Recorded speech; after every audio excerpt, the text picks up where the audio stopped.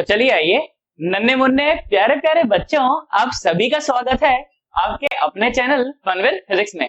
तो बेटा आज से हम लोग हमारी इलेक्ट्रोमैग्नेटिक इंडक्शन की ईएमआई की सीरीज जो है वो शुरू कर रहे हैं। काफी अच्छी लंबी सारी चर्चा होगी ईएमआई में भी।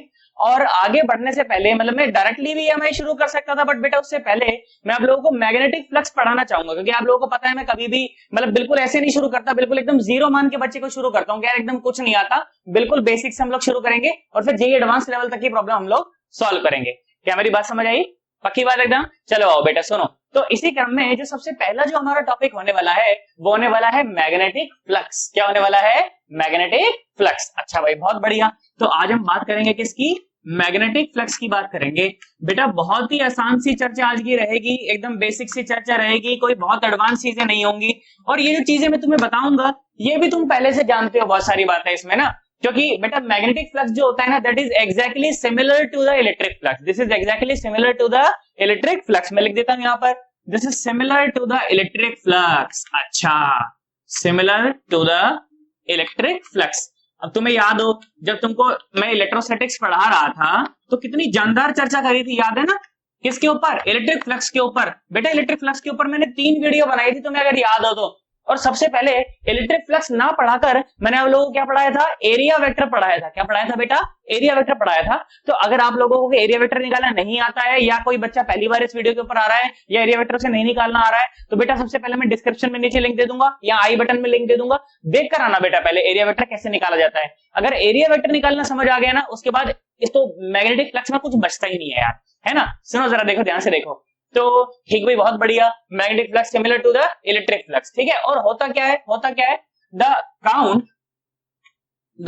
Count of magnetic field lines. ठीक है, the count of magnetic field lines, the count of magnetic field lines crossing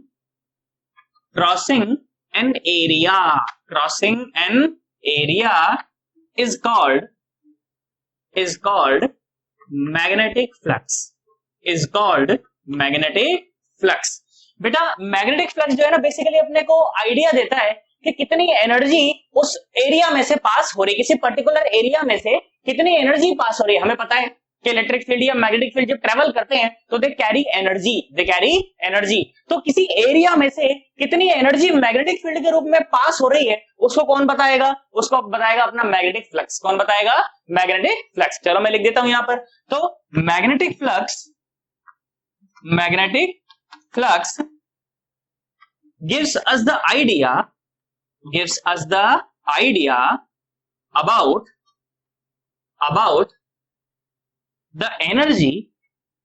the energy crossing an area। अच्छा भाई बहुत बढ़िया। तो ये बात मुझे समझ आई। बेटा ध्यान से देखो, तो जैसे तुम्हें याद है इलेक्ट्रिक फ्लक्स को मैं नीचे फाई और ई से दिखाता था ना, यहाँ पर ई लिख देता था। तो जब मैं मैग्नेटिक फ्लक्स की बात करूंगा तो फाई और यहाँ पर लिख दूंगा बी। क्या लिख दूंगा? बी। और मैथमेटिकली देखो तुमको याद हो तो इलेक्ट्रिक फ्लक्स अपन लोग ऐसे डिफाइन करते थे, कैसे कि phi E is equal to integral over the closed surface और E vector dot DS vector. ऐसे डिफाइन करता था, कुछ और करता था?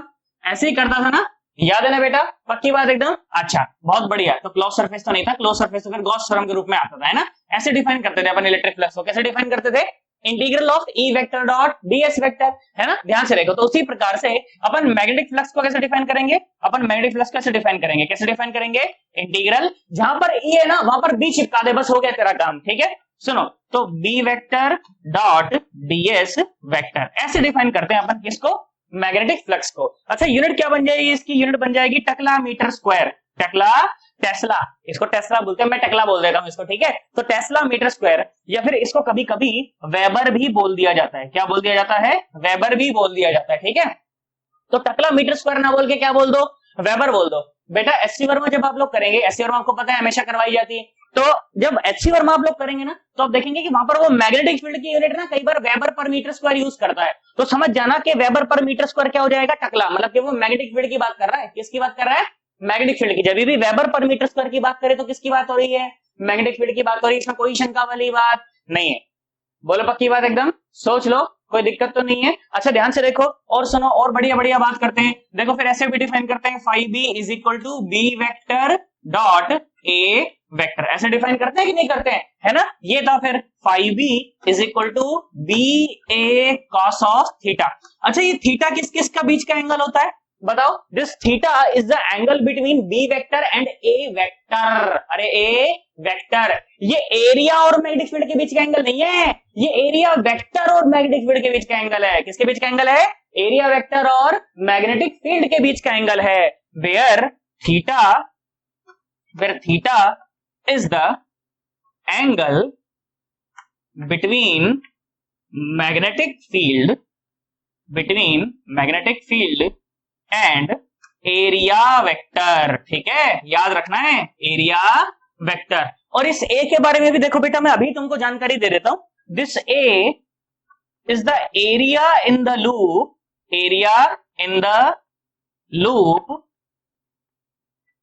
present inside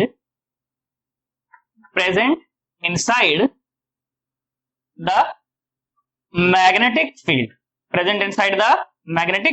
मान लो किसी रीजन में मैग्नेटिक फील्ड हो और वहां पर आपने कोई लूप वूप रख दिया, तो उस लूप का वो एरिया जो कि मैग्नेटिक फील्ड के अंदर है ना। मान लो तुमने लूप ऐसा रखा कि लूप का कुछ एरिया मैग्नेटिक फील्ड के बाहर और कुछ एरिया मैग्नेटिक फील्ड के अंदर, तो जो एरिया है ना ये वो एरिया है जिसमें मैग्नेटिक फील्ड प्रेजेंट है। लूप का वो एरिया जिसमें मैग्नेटिक फील्ड प्रेजेंट है, ये वो वाला एरिया है। क्या मेरी बात समझ आ रही है? फॉर एग्जांपल मान लीजिए कि अगर इस तरह का मैग्नेटिक फील्ड कुछ रहा होता है ना, इस तरह का कुछ मैग्नेटिक फील्ड रहा होता और अगर अपने पास में मान लेता है इस तरह से एक अपन स्क्वायर लूप ड्रॉ कर दिया, तो बेटा जो एरिया है ना वो एरिया ये वाला लिखा जाएगा। वहां पर जो मैग्नीट्यूड लिखा जाएगा ना वो ये वाला लिखा जाएगा, क्योंकि मैग्नेटिक फील्ड के अंदर सिर्फ इतना ही एरिया प्रेजेंट है, ना कि पूरा एरिया। क्या मेरी बात समझ आ गई तुम्हें?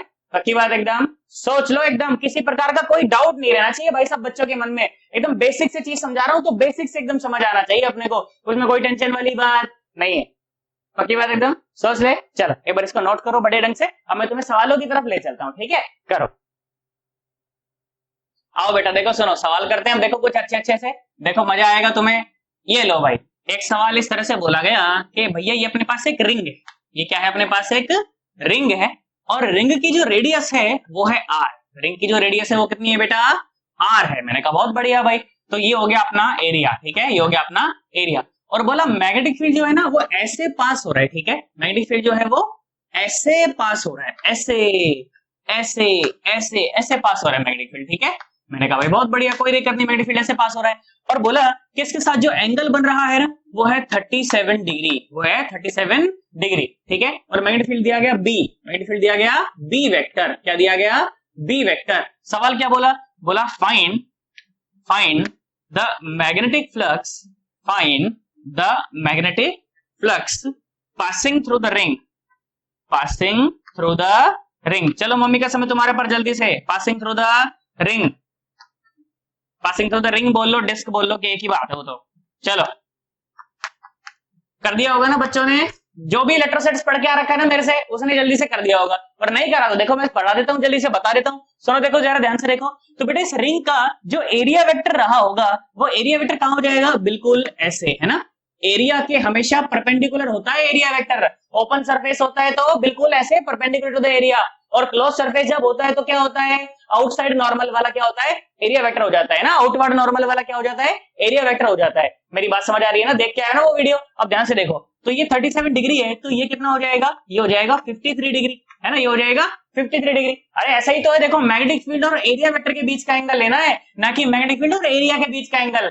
क्या मेरी बात समझ आ रही है? कई लोग तो खुश हो रहे होंगे 37 डिग्री रख के वहां पे। अरे 37 डिग्री नहीं रखना वहां पे, क्या रखना है वहां पर? 53 डिग्री रखना है, क्योंकि 53 degree 53 degree is the angle between the magnetic field and the area vector. क्या बात समझ आई? अब ध्यान से देखो, तो जो मैग्नेटिक फ्लक्स है phi B that will be equal to B vector dot A vector. तो बी और ए और साथ में कॉस थीटा, और थीटा कितना इनके बीच का? बोलो 53 के 37, बोलो बोलो बोलो, क्या आएगा? 53 डिग्री। क्या आ जाएगा? 53 डिग्री। तो जो फाई बी आ गया बेटा वो क्या आ गया? बी, और एरिया कितना है? पाई आर स्क्वायर, और साथ में कॉस 53, बोलो कितना होता है? ये होता है 3/5, ये होता है 3/5। क्या मेरी बात समझ आ गई? So this much will be the magnetic flux passing through this disc. पक्की बात एकदम? सोच ले। चलो आओ देखो और करते हैं, बढ़िया बढ़िया बातें करते हैं। सुनो देखो एक और सवाल करा देता हूं, तुम्हें अच्छा लगेगा। मैंने बोला मान लो ये डिस्क है भाई साहब, ये डिस्क है, रेडियस आर है, ये डिस्क है और ये रेडियस आर है। अच्छा ये डिस्क में और ये डिस्क में फर्क क्या है बेटा?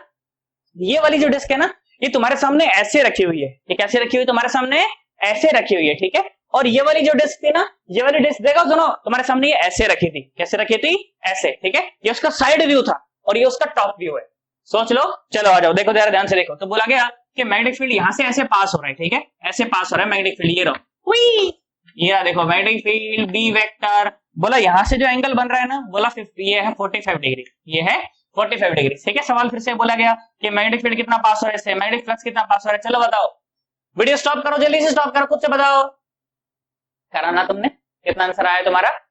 b into pi R square into 1/√2, यही आया ना, b into pi R square into 1/√2। अरे गलत है वो, देखो ध्यान से देखो, सुनो। इसका जो एरिया वेक्टर होगा कहां रहेगा बेटा? इसका एरिया वेक्टर रहेगा ऊपर, है ना। अगर एरिया ऐसे है तो एरिया वेक्टर कहां रहेगा? बाहर रहेगा। तो एरिया वेक्टर और मैग्नेटिक फील्ड, एरिया वेक्टर और मैग्नेटिक फील्ड, देखो एरिया वेक्टर और मैग्नेटिक फील्ड, एंगल कितना है?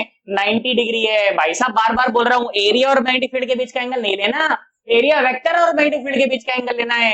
एरिया वेक्टर कहां है? बाहर है, ऐसे एरिया वेक्टर, और मैग्नेटिक फील्ड ऐसे। एरिया वेक्टर देखो ध्यान से देखो, 90 डिग्री है ना, मेरी देखो इस फिंगर और इस थंब के बीच में एंगल देखो कितना है? 90 डिग्री। तो लो लिख दो, phi b is equal to B A cos 90। cos 90 कितना होता है?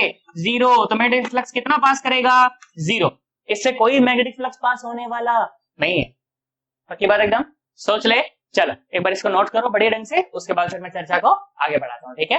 करो, आओ बेटा सुनो, एक और सवाल करते हैं बढ़िया सा, अच्छा लगेगा तुम्हें। देखो तो मैंने क्या बोला कि मैंने बोला मान लीजिए इस तरह से अपने पास सेट ऑफ एक्सिस है, ठीक है। इस तरह से क्या है अपने पास? सेट ऑफ एक्सिस है। मैंने बोला मान लो ये एक्स एक्सिस है, ये वाई एक्सिस है और ये है जेड एक्सिस, ठीक है। और एक स्क्वायर लूप बनाया मैंने, देखो कैसे स्क्वायर लूप बनाया? ऐसे बनाया, उई देखो ये है अपना एक स्क्वायर लूप, ठीक है, ये है अपना एक स्क्वायर लूप। और मैंने बोला कि मान लो ये यहां से एंगल बना रहा है 37 डिग्री, कितना बना रहा है? 37 डिग्री। और इसकी जो साइड है ना वो है 5 मीटर, साइड कितनी है? 5 मीटर। और जिस रीजन में ये रखा हुआ है, ये लूप स्क्वायर लूप जहां पर रखा हुआ है, वहां पर इस तरह का मैग्नेटिक फील्ड है। किस तरह का मैग्नेटिक फील्ड है? ऐसा सुनो, आई कैप प्लस 2 जे कैप प्लस 3 के कैप, ठीक है। इस तरह का वहां पर मैग्नेटिक फील्ड है। तुमको क्या सवाल बोला गया? बोला गया find the magnetic flux, find the magnetic flux passing through the loop, passing through the loop. चलो मम्मी का समय तुम्हारे पर, फटाफट से एकदम। अच्छा बच्चा जिसने पुराना इलेक्ट्रोस्टैटिक्स अच्छे से पढ़ा है उसको पता है कैसे करना है ये सवाल, इसमें कोई नई बात नहीं है। चलो जल्दी करो। आई होप तुमने एक बार वीडियो को स्टॉप करके अटेम्प्ट किया बेटा। नीचे आंसर कमेंट करना अगर तुमने करा था तो नीचे, ठीक है, कि सर मेरा ये आंसर आ रहा था और मेरा सही आ रहा था, ठीक है। मैं कराता हूं, देखो इसे सुनो। देखो तो मैंने बोला कि चलो पहले इसका नामकरण संस्कार कर लेते हैं। क्या कर लेते हैं?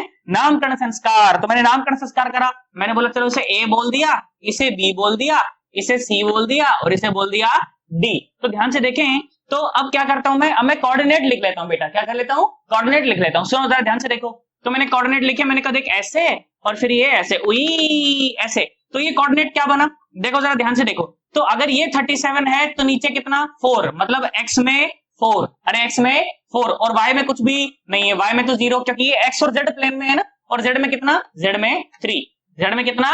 3। पक्की बात है ना बेटा। ये जो लंबाई कितनी आ जाएगी? 4 आ जाएगी। ये वाली पूरी लंबाई आ जाएगी 4 और ये हो जाएगी 3 और ये तो 5 है, हमें पता है ना। ध्यान से देखो, और इसके कोऑर्डिनेट कितने आ गए? इसके कोऑर्डिनेट आ गए कितने? देख 0 और 5 और 0। पक्की बात। इसके कोऑर्डिनेट कितने आ गए? 0 0 0। और मुझे ये बात पता है बेटा कि जो एरिया वेक्टर आने वाला है, एरिया वेक्टर ये आने वाला है क्या? A B vector cross AD vector, यही आने वाला है ना। दो एडजेसेंट साइड का अगर क्रॉस प्रोडक्ट कर देता हूं तो क्या मिल जाएगा मेरे को? एरिया वेक्टर मिल जाएगा। चलो आ जाओ सुनो, तो ए बी वेक्टर लिखो पहले। तो ए बी वेक्टर जब मैंने लिखा तो क्या लिखा मैंने? ए बी वेक्टर सुनो, 4 आई कैप प्लस 0 जे कैप प्लस 3 के कैप, है ना। इसी तरह से जब मैंने एडी वेक्टर लिखा तो मैंने क्या पाया? एडी वेक्टर क्या है? ये है 5 और जे कैप। ये क्या है? 5 और जे कैप। आओ सुनो, तो एरिया वेक्टर क्या बन गया बेटा? ये बन गया एडी, क्या था? AB vector cross AD vector ना। चलो लिखो, तो 4 आई कैप प्लस 3 के कैप और क्रॉस 5 जे कैप। ठीक भाई, बात समझ आई मुझे? आ जाओ देखो, तो एरिया वेक्टर क्या आया, ये आया आई कैप डॉट जे कैप, आई कैप क्रॉस जे कैप, क्या आएगा के कैप, तो ये आएगा 20 और साथ में के कैप प्लस, अच्छा के क्रॉस जे क्या होता है, जे क्रॉस के तो होता है आई, तो के क्रॉस जे क्या हो जाएगा माइनस आई, तो यहां पर क्या हो जाएगा, ये आ जाएगा माइनस और साथ में कितना 15 और आई कैप। पक्की बात एकदम। चलो आ जाओ, लो मैग्नेटिक फ्लक्स आ गया, phi b is equal to B vector dot A vector, तो phi b is equal to B vector. चलो आ जाओ, बी वेक्टर देखो कितना दिया सवाल में, आई कैप प्लस 2 जे कैप प्लस 3 के कैप और डॉट प्रोडक्ट करना है एरिया वेक्टर के साथ, और ये है 20 के कैप माइनस 15 और ये साथ में आई कैप। ठीक भाई, बात समझ आई मुझे, इसमें तो कोई दिक्कत ही नहीं है। तो phi b कितना आ गया बेटा, देखो आई का आई के साथ डॉट प्रोडक्ट, तो कितना आया -15, कितना आया -15, जे का जे के साथ, तो जे तो है ही नहीं तो 0, और के का के के साथ तो कितना आ गया प्लस का 60, कितना आ गया प्लस का 60 आया ना, 20 60 हो गया ना, अरे यार सही, अच्छा के क्रॉस के डॉट के, हाँ ये ठीक आ गया, और हाँ चलो भाई हो गया, तो ये कितना आया -15 और प्लस 60, तो भाई साहब मैग्नेटिक फ्लक्स कितना आ गया, ये आ गया 45, ये आ गया 45, और यूनिट जो भी दे रखी है उसकी, मान लो अगर अपने को टकला दे रखी होती, इसके मीटर दे रखी होती, तो क्या आ जाता टकला मीटर स्क्वायर, क्या आ जाता टकला मीटर स्क्वायर, इसमें कोई परेशान होने वाली बात नहीं है। पक्की बात एकदम, सोच ले। चलो आ जाओ, देखो एक होमवर्क सवाल तुम्हें देता हूँ, अच्छे से करना और नीचे कमेंट में आंसर बताना मुझे कि सर मुझसे हो गया था ये सवाल, ठीक है। लो एक होमवर्क क्वेश्चन लो, फिर थोड़ी सी चर्चा को और आगे बढ़ाऊंगा, ठीक है। मैंने बोला ये एक्स है, ये वाई है और ये जेड है, और बेटा ये है एक लूप, ठीक है। फिर से देखो, बस डेटा चेंज कर रहा हूं, सही करना एकदम, और आंसर नीचे कमेंट करना कि सर देखो मेरा सही आंसर आ रहा था, देखो, और ये आया 10 मीटर, ये आया 10 मीटर, ठीक है, ये 10 मीटर है, और जहां पर ये प्रेजेंट है ना, वहां पर बेटा इस तरह का मैग्नेटिक फील्ड है, देखो इस तरह का मैग्नेटिक फील्ड है, कैसा है, सुनना जरा ध्यान से, देखो ये है माइनस आई कैप प्लस 2 जे कैप, बस ये मैग्नेटिक फील्ड वहां पर प्रेजेंट है, ठीक है। चलो, और तुम्हें क्या बताना है, तुम्हें मैग्नेटिक फ्लक्स बताना है, इसमें से कितना मैग्नेटिक फ्लक्स पास हो रहा होगा, ये तुम्हारा सवाल है। नीचे कमेंट में आंसर जरूर बताना कि सर मुझसे देखो ये सवाल हो गया और इसका आंसर ये, सही होगा तो मैं बता दूंगा सही है, और गलत होगा तो मैं सॉल्यूशन दे दूंगा, इसमें कोई परेशानी वाली बात नहीं है, ठीक है। चलो एक बार इसको नोट करो बड़े ढंग से, फिर तुम्हें और नई नई वैरायटी के सवाल में दिखाता हूँ, ठीक है। करो, आओ बेटा सुनो, थोड़ी सी प्रैक्टिस और कराता हूँ ताकि एक आधी चीजें तुम्हें और क्लियर हो जाए, ठीक है। सुनो, तो इस तरह से सवाल बोला गया कि बेटा ये है एक बाउंड्री, ठीक है, ये है एक बाउंड्री, और इस बाउंड्री के अंदर बेटा इस तरह का मैग्नेटिक फील्ड प्रेजेंट है, ठीक है, यहाँ पर इस तरह का मैग्नेटिक फील्ड प्रेजेंट है, इसमें कोई शंका वाली बात नहीं है। मैंने कहा ठीक भाई कोई बात नहीं, और बोला कि एक बेटा लूप यहाँ पर ऐसे रखा गया है, ठीक है, एक लूप यहाँ पर ऐसे रखा गया है कि आधा लूप अंदर है और आधा बाहर, ठीक है, और बोला गया इसकी रेडियस है ए, इसकी रेडियस है ए, ठीक है, और मैग्नेटिक फील्ड दे दिया गया बी, ठीक है। फिर सवाल बोला गया कि find the magnetic flux, find the magnetic flux passing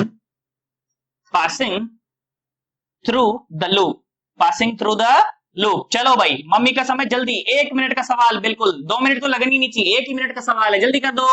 चलो, आई होप तुमने वीडियो को स्टॉप किया यार, आई होप तुमने खुद से ट्राई किया एक बार, है ना। देखो सुनो, तो जब बेटा सबसे पहली बात तो जो फ्लक्स होता है, फ्लक्स होता क्या है, मैग्नेटिक फ्लक्स, मैग्नेटिक फ्लक्स ये होता है, phi b क्या होता है, B vector dot A vector. अच्छा भाई बहुत बढ़िया, तो सर एरिया वेक्टर कहां माना जाए, बेटा लूप का एरिया वेक्टर मुझे पता है, या तो तुम आगे मान सकते हो या तो पीछे, पर जो भी मान लो पूरे सवाल में उसी के साथ स्टिक करके रहना है ना। पक्की बात एकदम। मैं तो अंदर मान लेता हूं, मेरे पास तो पूरी चॉइस है ना, अंदर मानूं या तो बाहर। तो अगर बाहर मानूंगा तो मैग्नेटिक फील्ड और एरिया वेक्टर में कितना एंगल आएगा, 180 डिग्री का एंगल आएगा, और अगर अंदर मान लूंगा तब कितना एंगल आएगा, 0 डिग्री का एंगल आएगा, तो एक माइनस का फर्क आएगा। अब फ्लक्स में कोई माइनस का कोई लेना देना नहीं है, अरे वो तो नंबर है ना यार, वो तो एक स्केलर है, तो वहां पर माइनस का कोई लेना देना नहीं है, वो सिर्फ डायरेक्शन को बताता है बेटा कि फ्लक्स अंदर जा रहा है या बाहर, उससे अपना कोई लेना देना नहीं है। मैं तो अंदर मान लेता हूं, ठीक है। अब ध्यान से देखो, तो जैसे ही मैंने एरिया वेक्टर अंदर माना तो मैग्नेटिक फील्ड और एरिया वेक्टर में एंगल कितना हो गया बेटा, बोलो बोलो बोलो, 0 डिग्री हो गया। अच्छा भाई, तो phi b कितना आया, ये आया b a और cos ऑफ 0, ठीक है, तो phi b कितना आ गया, ये आ गया b a। अच्छा एरिया बताओ इसका कितना आएगा, पाई a स्क्वायर, है ना, अरे पाई a स्क्वायर बाय 2, क्योंकि बताया था ये जो एरिया है ना, ये वो एरिया है लूप का जो कि मैग्नेटिक फील्ड के अंदर है, जो कि मैग्नेटिक फील्ड के अंदर है। तो बेटा जो मैग्नेटिक फ्लक्स आएगा वो कितना हो जाएगा, हो जाएगा b और पाई a स्क्वायर बाय 2, इसमें कोई परेशानी वाली बात नहीं है। देखो सुनो, एक और सवाल बिल्कुल उसके जैसा, फिर अपन वाइंड अप करेंगे आज की चर्चा। देखो सुनो, मैंने बोला ये एक बड़ा लूप है, ठीक है, ये है एक बड़ा लूप जिसकी रेडियस है a, जिसकी रेडियस है ए, और इसके अंदर यहाँ पर एक छोटा लूप, बिल्कुल कंसेंट्रिक लूप है भाई साहब, दोनों का सेंटर एकदम सेम है, ठीक है। इसकी रेडियस है बी, इसकी रेडियस है बी, और बेटा यहाँ पर अंदर ना लूप में यहाँ पर इस तरह का मैग्नेटिक फील्ड है, ओए ऐसा मैग्नेटिक फील्ड है, ठीक है। यहाँ पर बी मैग्नेटिक फील्ड है, ओके। सवाल क्या बोला? सवाल बोला find the magnetic flux, find the magnetic flux passing through the bigger loop, passing through the bigger loop। चलो बताओ मम्मी कसम, 1 मिनट का सवाल। Passing through the bigger loop, चलो सन्नाटो, चीटिंग नहीं करनी, बिल्कुल एकदम खुद से करना है। आंसर कमेंट भी करना है नीचे के सर मैंने सही निकाला था सर, करा तुमने, पक्की बात एकदम। चलो भाई मुझे पता है कि अंदर दोनों अगर कंसेंट्रिक लूप है तो दोनों का एरिया वेक्टर की दिशा तो एक ही होने वाली है। मैं अंदर मान लेता हूँ, बिगर लूप की भी अंदर मान लेता हूँ। क्या मेरी बात समझ आ रही है? पक्की बात है एकदम। तो एंगल हो जाएगा 0, तो मैं सीधा लिखूंगा phi B is equal to B A. अब वो एरिया क्या है? A is the area of the loop which is inside the magnetic field, which is inside the magnetic field। तो इस बड़े लूप का सिर्फ इतना सा वो एरिया है जो मैग्नेटिक फील्ड के अंदर प्रेजेंट है। ये जो बाकी का जो बाहर का जो एरिया है इससे मेरा कोई लेना देना नहीं है। क्या तुम्हें मेरी बात समझ आ गई? इससे मेरा कोई लेना देना नहीं है। तो भाई साहब जो आंसर आएगा वो क्या आएगा? Magnetic flux is equal to B और साथ में पाई और साथ में भाई साहब बी स्क्वायर, ना के ए स्क्वायर। सोच ले, जेई का सवाल था ये, ट्रिपल ई में पूछा था, पक्की बात एकदम। सोच ले, अभी जेई मेंस हो गया, पहले वो ट्रिपल ई हुआ करता था, तब ये सवाल पूछा गया था। तो मेरे को इस तरह के सवाल करने आने चाहिए बेटा। जब अगली वीडियो में आप लोग मेरे साथ मिलोगे तो अगली वीडियो में मैं आपके साथ लेंस लॉ की चर्चा करूंगा। किसकी चर्चा करूंगा? लेंस लॉ की, ठीक है। फिर लेंस लॉ पढ़ेंगे, फिर फैराडेज लॉ पढ़ेंगे और बड़ी बड़ी मोशनल ईएमएफ पढ़ेंगे, बहुत सारी चीजें पढ़ेंगे भाई साहब, मजा आएगा एकदम अच्छे से, ठीक है। तो बने रहना है बिल्कुल चर्चा में, कोई लेक्चर स्किप करके आगे नहीं बढ़ना है। स्किप करोगे तो भाई साहब पूरा सन्नाटा मच जाएगा एकदम अच्छे से। सोच लो, पक्की बात है एकदम। और यहां तक आए हो तो समझ तो आया ये सारा वीडियो में, है ना। और समझ आया तो वीडियो को लाइक कर देना, चैनल को सब्सक्राइब नहीं किया तो सब्सक्राइब कर देना, बेल आइकन भी प्रेस कर देना और अपने दोस्तों के साथ भी इन वीडियोस को शेयर करना ताकि वो भी बड़े ढंग से पढ़ाई कर पाए, ठीक है। चलो बाय बाय, टाटा।